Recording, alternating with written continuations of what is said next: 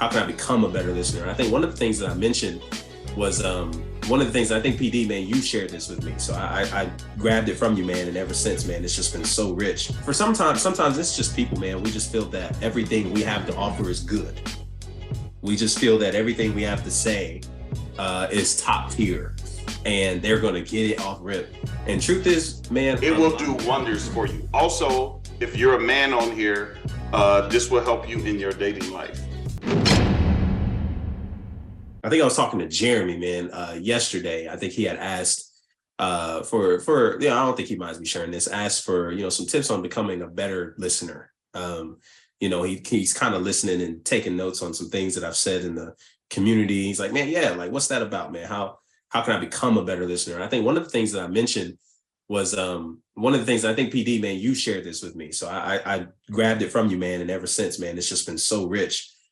Am I listening or am I responding? Am I giving something to you? Are you seeking my advice or am I just simply listening? This is such a comforting question. We don't often, sometimes it's just people, man. We just feel that everything we have to offer is good. We just feel that everything we have to say is top tier and they're going to get it off rip. And truth is, man, a lot of the advice that we give or that we think we can give isn't good advice. It's untimely. It's not needed. And more importantly, it wasn't asked for. I know I've gotten into some unnecessary conversations with people because they decided to share something with me.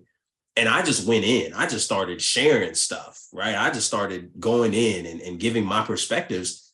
They never asked for it. And so the conversation becomes almost unnecessary.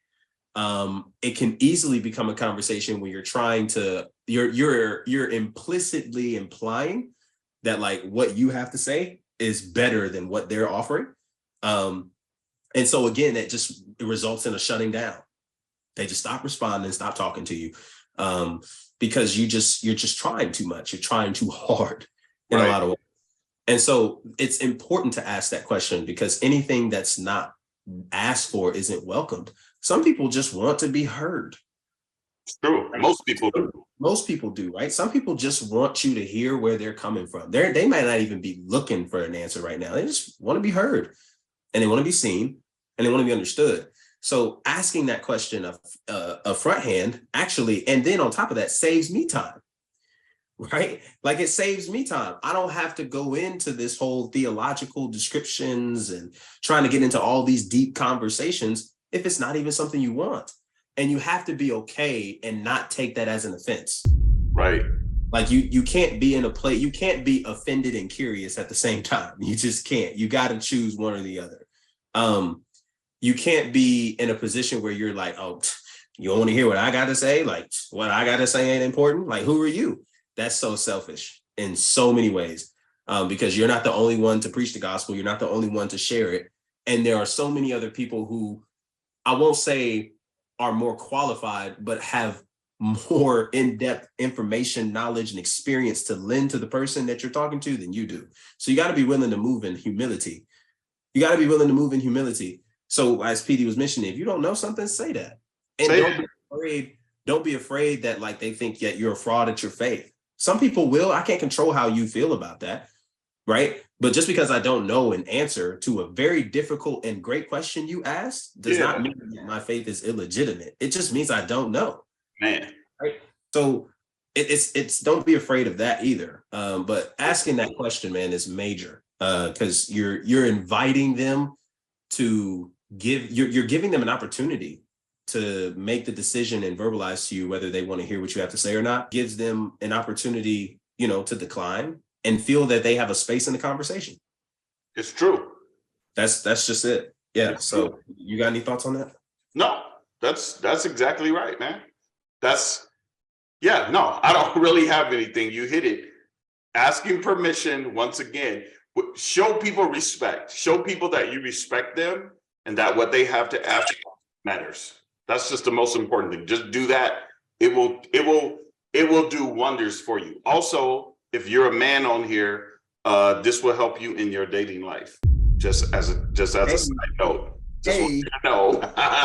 Just want you to know. What's going on, party people? Listen, I'm just popping in real quick to let you know that I've got a new podcast I'm whipping up in the kitchen called The Bridge Podcast. I'm a part of it with co-host Pastor Demetrius Colbert, who you've seen on this channel quite a few times. And we're here having real, raw, and relevant conversations. We are going to say what you say. So sometimes it might be a little PG-13 because we're going to say what you say, like clapping cheeks, like they turned me on to that. Clapping cheeks. I was like, what? I was like, yeah. They're talking loud of their masturbation experiences, their experiences, what they're currently doing when they get home at night, who's doing what, how many times, how did it feel, sore, all that good stuff. I mean, they're getting in it. Now, before you get to thinking, no, you don't gotta be a Christian to check out this podcast, because at the end of the day, that we are all humans having life experiences, have questions, serious topics, serious concerns that we all would love to be helped with and get navigation with. And so this is where we come in, looking to give some insight from my perspective and his, that we could come together, share some wisdom that I think will be beneficial for you and the journey of life you're on. The whole point of the bridge, again, is for you to be able to get on it and not criticize the bridge, but to use the bridge and say, I need to walk across on this side and hear what needs to be said. I need to walk across on that side and hear what needs to be said. So don't forget to check us out. Link is in the description, and I can't wait to see you there. Be in a space where you can provide that safety net and be that reassurance to say, like, bro, I just want to hear you. I just want to listen to you. Right? Like, I just want to listen to you. I just want to know where you're coming from. People will confuse it. People will try to say that they're very dominant and passionate when it comes to those spaces. A lot of times that's code word for like you're very aggressive, right? And you don't let them talk. Let them talk, right? Like there's no conversation that demands that much of your voice. No, that like, you have to control the conversation from start to finish. You have to be the first to initiate and have the last word. Like there's not a conversation alive where it's that big of a deal. Let people talk, man. Let them have that space. Let them say whatever on their heart. A lot of people don't feel that they can live in a space of truth because they don't have a safe space to express how they feel. True. They don't have a safe space to say how they truly feel. And it's not even the fact that they're saying that they're going to stay there. It's just how I feel. So instead of just like brushing them off and excusing them, man, just give them that space. People and pay attention to it, man. I'm loving these podcasts. We reference Tim Ross in the basement all the time. This recent one that he uploaded, man, with a detective, it's just beautiful. Y'all check it out. But the art of killing your ego, the art of just being able to give people that space to share what's on their heart, and mean what you say when you ask them these questions. Yeah. Know how to like just continue to just dive deeper a little bit and let people know that like you're willing to listen and you're willing to hear it.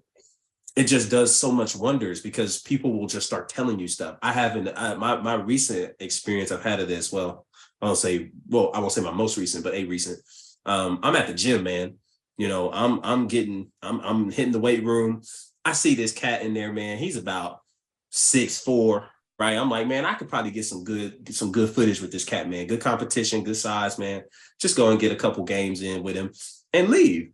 And it wasn't enough room on the court. There was a lot of kids playing. So he was kind of shooting around and he ended up sitting down on the bench. But man, I just kept getting this tug to go in there. Just go in there, sit down and have a little conversation. So I did. I kid you not, in maybe 5 minutes or less, this brother started opening up about his childhood, about his struggles, his programming, about his current life situations, where he's coming from, how he is looking for direction in life, how he is just so much that he's opening up with. Now, I'm not trying to say that because to make myself look dope in any way. No. Yeah. Giving people that space when they just start sharing stuff and just start saying it, what they're telling you implicitly is that this is the only space I've been able to do this. And it feels so good. It feels so good to be able to have this conversation and not be criticized while having it, and not be side-eyed and judged while having it, and not feeling as if I'm losing everything by having it. People just want that safe space. So it comes with practice. It comes with being willing to have those conversations, asking the right questions, right? Having those right questions, and just being genuine and curious and wanting to know people. People have stories, man. People, you just never know. People have so many stories. Get into a place where you're willing to listen to that. It just opens up so much for you.